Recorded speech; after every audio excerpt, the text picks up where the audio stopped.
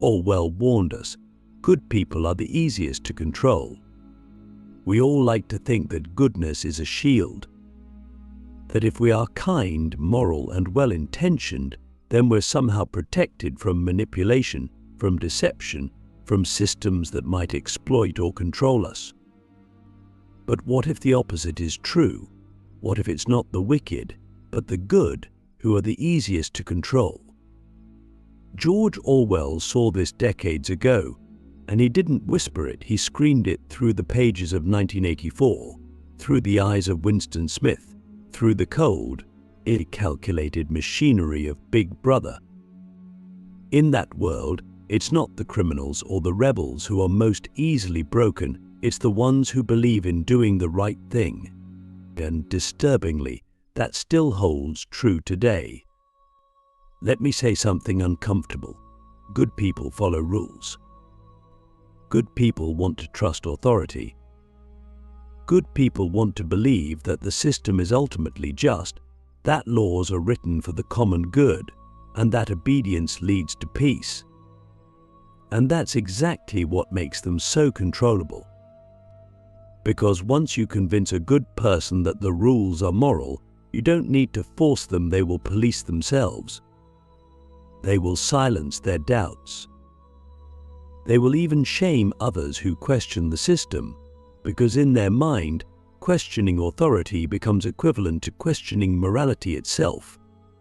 And that's where the trap is set. Click subscribe to this channel to get more topics you love.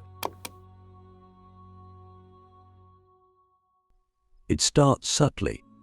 A policy framed as for your safety, then a new rule justified for the greater good. A limitation on speech, movement, or thought, introduced not as control, but as compassion. And to the good person, this feels right. It aligns with their values.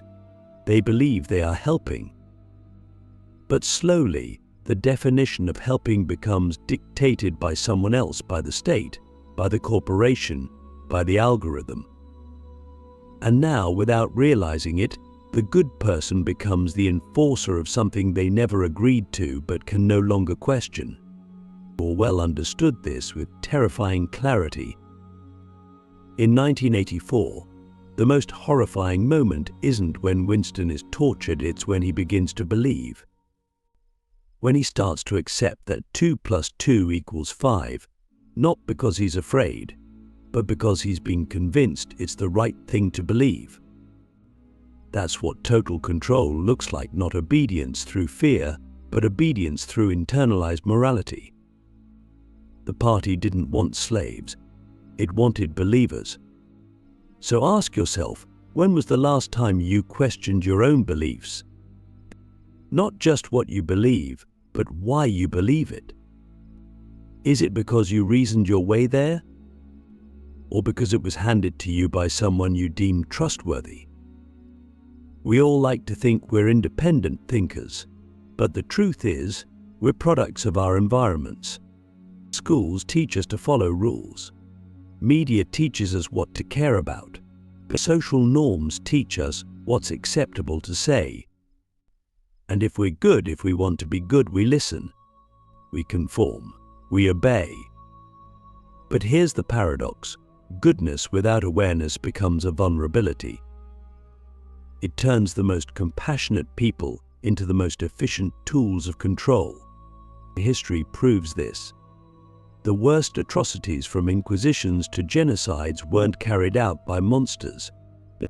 They were carried out by people who believed they were doing the right thing. People with families, with jobs, with consciences. People like you and me. And that's where this gets personal. Because if we don't examine the systems we trust, the ideologies we defend, and the media we consume, we're not resisting control, we're enabling it. When you automatically align with every good cause, without questioning its origin, when you accept censorship because it's framed as protection, when you demonize dissent because it's inconvenient, you're not being moral. You're being managed. Now, some of you might feel defensive right now. That's natural. We don't like to think of ourselves as tools. But defense is often the first sign that something sacred is being touched. If you're feeling uncomfortable, you're on the edge of a breakthrough. This isn't about rejecting goodness. It's about deepening it, about making it conscious. Because true morality is not obedience, it's discernment. It's the ability to stand in your values even when the system around you uses those same values as bait. So here's the real question: are your values truly yours? Or are they a script you've been performing, handed down by people who benefit from your compliance? That's not a comfortable question, but it might be the most important one you ever ask. Because Orwell didn't warn us that evil would conquer the world. He warned us that goodness would be weaponized, that our empathy, our care for others, our desire to do what's right, those would be the very levers used to pull us into silence, obedience, and self-censorship. Not through fire and force, but through the gentle whisper, "You're a good person." You wouldn't question this, would you? And that's the moment you must. That's the moment you have to stop and ask, who benefits from my obedience? Who profits from my silence? Who defines what is good, and why do I trust them? Because if you don't ask those questions, someone else will answer them for you. The weaponization of virtue, how control hides behind compassion. It's one of the oldest tricks in history. If you want to control people, don't threaten them. Don't bark orders or wave weapons. Praise them. Appeal to their better nature. Tell them they're helping. Tell them they're virtuous. And then tell them what virtue requires. This is how freedom is traded for obedience, not in chains but in applause. This is how entire societies become complicit in their own suppression, smiling all the while. Orwell saw it. He didn't write about tyrants who rule with iron fists. He wrote about a system that convinced people to love their servitude, to call censorship safety, to call surveillance protection, to call silence solidarity. But he saw the terrifying possibility that the most dangerous kind of control doesn't look like tyranny, it looks like care. Let's be honest. Nobody wants to be the villain. We all want to be on the right side of history. We want to be the ones who helped, who stood up, who supported the right causes. But that desire, when it's not grounded in critical awareness, becomes the easiest lever to pull. If I can convince you that a particular action, idea, or belief makes you a good person, then you'll adopt it without resistance. You won't even ask where it came from or who benefits from it, because to question it would feel like betraying your own goodness. That's how virtue becomes a weapon. It doesn't need to crush you, it just needs to seduce you. And once that happens, control becomes invisible. You think you're choosing, but your choices have been pre-selected by narratives crafted to appeal to your morality. You think you're speaking freely, but the language you use has been sanitized, standardized, and sanctioned by the culture around you. You think you're standing up for what's right, but you're standing exactly where you were told to. And if anyone steps outside that box, asks the wrong question, uses the wrong word, raises the wrong doubt, you feel justified in silencing them. Not because you're cruel, but because you believe you're protecting others. This is how censorship becomes virtuous, how conformity becomes moral, how obedience becomes a badge of honor. It's not imposed from above, it's enforced from within. The desire to be good becomes the very thing that prevents us from seeing when we're being used. And the scariest part, you won't even know it's happening, because the system doesn't need to punish you for disobedience. It just needs to convince you that obedience is kindness. But let's take a step back and look at history. The worst regimes didn't rise through brute force alone.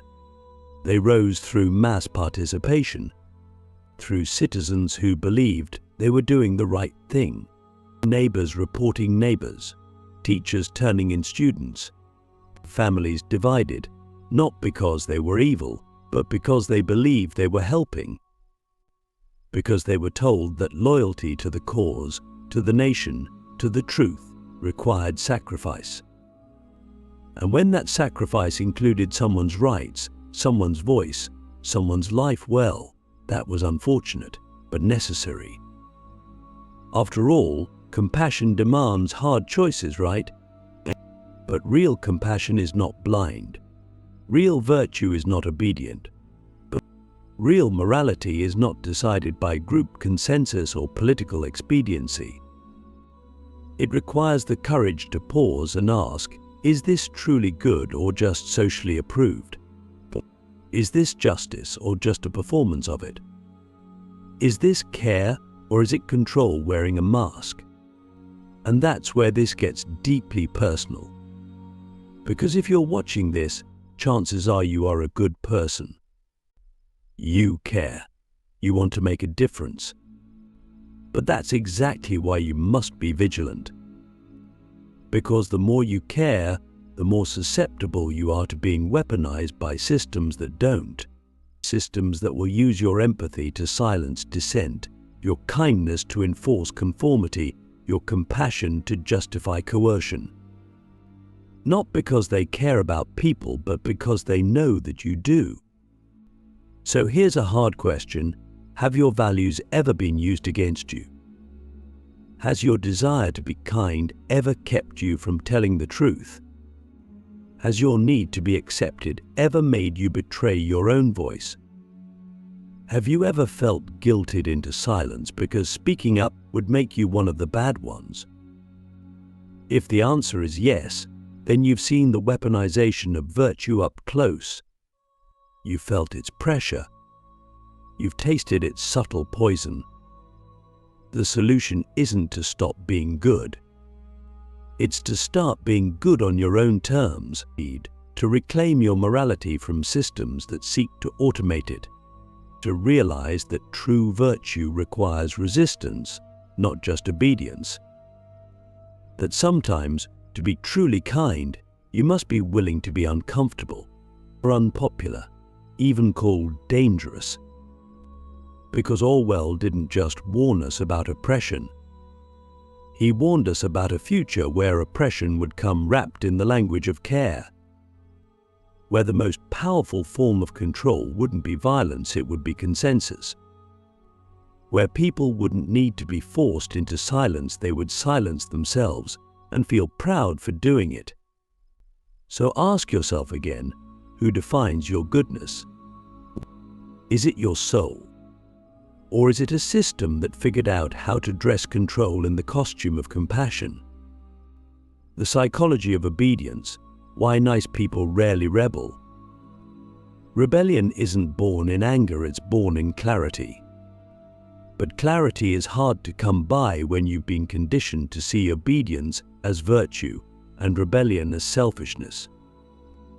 The truth is, nice people rarely rebel because they've been taught to see resistance as dangerous, ungrateful, or even immoral. And this isn't an accident, it's by design. From childhood, we are trained to associate being nice with being agreeable, compliant, and non-confrontational. We're taught to raise our hands, wait our turn, follow the rules, and avoid making others uncomfortable. And then we carry that programming into adulthood, mistaking politeness for integrity and mistaking silence for peace. But what if the world needs your discomfort? What if the greatest moral acts are not performed by those who get along easily, but by those who refuse to accept what is merely convenient? Think about it. Every major shift in history, social, political, cultural, was sparked not by people who were easy to manage, but by those who were willing to disrupt the status quo. And not just the loud revolutionaries, but the quiet ones too, the whistleblower, the teacher who refused to lie, the citizen who wouldn't look away. These were not nice people in the traditional sense. They were deeply moral, but their morality wasn't tame. It had teeth. It had boundaries. It asked questions no one wanted to hear. And this is where the psychological trap of obedience becomes so insidious.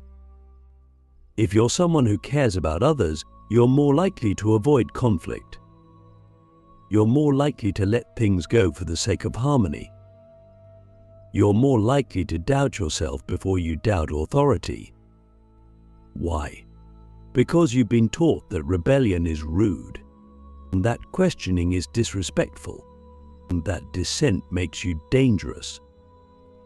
And so, in a room full of good people, no one speaks up not because they agree, but because they're afraid of not being seen as good anymore. Psychologists have studied this for decades. In the famous Milgram experiment, participants were instructed to administer what they believed were painful electric shocks to another person, simply because an authority figure told them to. Most complied, even when they were visibly distressed. Why? Because the instructions came with the weight of legitimacy. Because disobedience felt like a betrayal of order rather than a defense of conscience. That's the terrifying part. People will do almost anything if the structure around them makes it feel acceptable, especially if that structure rewards conformity with praise. Now imagine scaling that up to a whole society. A world where institutions, media, education, and even our digital platforms are constantly reinforcing a narrative of what's good, what's correct, what's acceptable. If you step outside that line, you're not just wrong, you're labeled as a threat. And if you're someone who deeply values peace, kindness, unity, you'll do everything in your power to avoid being seen as a threat, even if it means swallowing your voice. This is how nice people become silent. Not because they lack moral courage, but because they've been trained to believe that courage looks like compliance. That going along is a form of compassion. That nodding quietly is a way of keeping the peace. But peace built on suppression is not peace, it's a performance. And every time we choose it, we lose a little more of ourselves. So ask yourself, when was the last time you disagreed publicly with something everyone else seemed to accept? When was the last time you risked being misunderstood in order to speak the truth? When was the last time you chose discomfort over approval? These are not easy acts. They don't come naturally. But they are the marks of someone who is truly awake. Because rebellion, in its purest form, isn't about chaos or destruction. It's about refusing to lie. It's about refusing to pretend. It's about refusing to let your kindness be used as a muzzle. And here's the paradox. Nice people who never rebel become tools of the very systems that silence others. Not out of malice, but out of habit. They become enforcers of norms they never questioned. They become defenders of rules they didn't write. And they do it all with a smile, believing they're on the side of good. Orwell warned us about this. He showed us a world where rebellion had been so thoroughly equated with evil that even thinking differently became a crime. The result? A society of well-behaved ghosts. People who looked alive but had surrendered the most vital part of themselves, their ability to say no. Freedom requires friction. Why conflict is the path to consciousness. Freedom isn't given, it's awakened. But awakening rarely happens in comfort. It happens in friction, in the sharp edges of disagreement, in the moments when something inside you refuses to stay silent. And yet, most of us are taught to avoid these moments.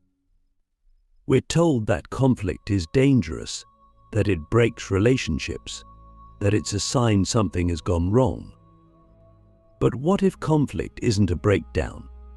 What if it's the beginning of truth? Orwell understood this. He didn't write about a society where people were brutally forced into submission every day. He wrote about a world where people stopped thinking because they feared the consequences of thought itself, where language was manipulated to eliminate even the possibility of dissent, where people didn't argue anymore because they had been taught that disagreement was not just impolite but immoral. And that's when control is most complete, not when people are screaming, but when they're too afraid to speak at all. We must realize that freedom doesn't live in agreement, it lives in resistance. It thrives when people are allowed to wrestle with ideas, to question what they're told, to say, "I don't know if I believe that." And that kind of freedom is messy. It's uncomfortable. It causes friction. But friction is not your enemy. It's the heat that forges clarity. It's the discomfort that reveals what you truly care about. Without friction, there is no depth, just shallow consensus. Think about your own life. The moments that changed you weren't the easy ones. They weren't the days when everything went smoothly, when everyone agreed with you. The real growth came through the struggle when you had to stand alone, when your values were tested, when you had to choose between fitting in and being honest. That's where freedom lives, not in being liked, but in being real. And here's the uncomfortable truth. A society that fears conflict will always drift toward control. Because if people are too afraid to disagree out loud, in public, with conviction, then the loudest narrative wins by default. Not because it's true, but because it's unchallenged. And when that happens, freedom becomes a memory. Not a right, but a relic. A thing we remember fondly, but no longer practice. That's why Orwell's warning still matters. Because we're living in a time where conflict is being rebranded as harm, where questioning is framed as hate, where disagreement is treated not as a sign of intelligence, but as a threat to unity. But unity without truth is just conformity, and truth without conflict is just propaganda. So we have to ask ourselves, what are we really afraid of when we avoid friction? Is it the discomfort of being wrong, the fear of being judged, the pain of being misunderstood? Or is it something deeper, a fear that if we stop complying, we'll lose the safety of the group? That we'll be seen as difficult, or worse, as dangerous? But here's the paradox. It's only when you're willing to lose the group that you become truly free. It's only when you're willing to risk being misunderstood that you start to understand yourself. Freedom doesn't come from harmony, it comes from the courage to break it when it's false. So, let me leave you with this. If you've never risked offending someone, you've probably never said what you really think. If you've never been called difficult, you've probably never pushed against a lie. And if you've never felt the heat of friction, you've probably never touched the fire of truth. Orwell didn't warn us that evil would conquer through violence. He warned us that it would seduce us through comfort, through politeness, through the illusion of peace. But peace without freedom is just quiet oppression, and goodness without awareness is just obedience in disguise. So if you want to be truly free, you must be willing to feel the friction. You must welcome the tension. You must stop fearing conflict and start fearing silence, because silence is where your freedom dies. And maybe, just maybe, the most rebellious thing you can do is to think out loud.